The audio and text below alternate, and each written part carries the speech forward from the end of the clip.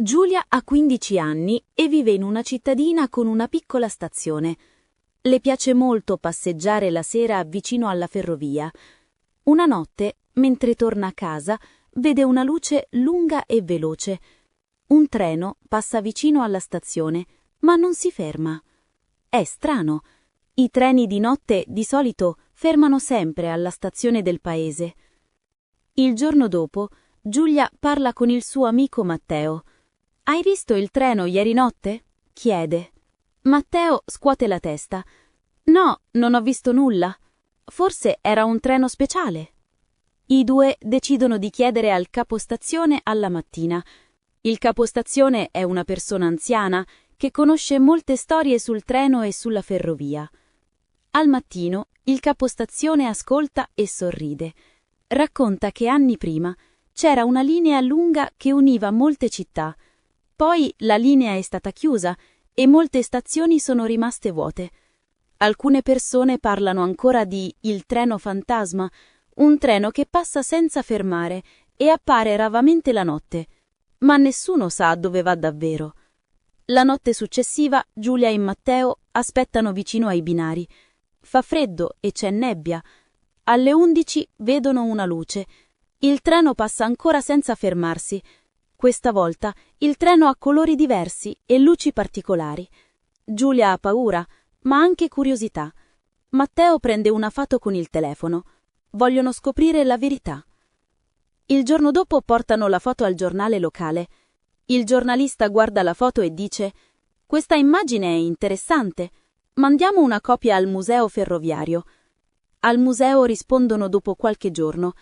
La foto mostra un convoglio speciale usato per eventi storici. La notizia crea confusione e interesse in paese. Giulia e Matteo vanno al museo. Parlando, scoprono che il convoglio è un treno storico che viaggia una volta l'anno per una festa del passato. Il treno parte da una città lontana e attraversa paesaggi antichi. Alcune parti della linea sono chiuse, ma occasionalmente il treno fa una corsa speciale per ricordare la storia ferroviaria. Giulia è felice, ma ha ancora domande. Perché il treno non si ferma alla loro stazione? Il museo spiega che il treno storico non ferma spesso nelle piccole stazioni. La corsa è veloce e ha un percorso speciale. Solo poche stazioni selezionate hanno permesso di fermare il treno, per motivi logistici e di sicurezza. Matteo chiede se possono vedere il treno durante la corsa. Il museo organizza un piccolo evento e invia un messaggio alla cittadina. Domani passerà il treno storico. Attenzione, non tutte le stazioni fermano. Verrà una corsa speciale vicino alla vostra zona. La notizia arriva veloce. Tutti in paese sono curiosi e preparano la festa. Il giorno dell'evento la piazza è piena di persone e di luci. Ci sono musiche e piccoli stand con cibo. Giulia e Matteo aspettano vicino ai binari con altri ragazzi.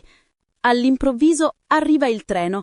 È grande, con bandiere e luci, e passa veloce.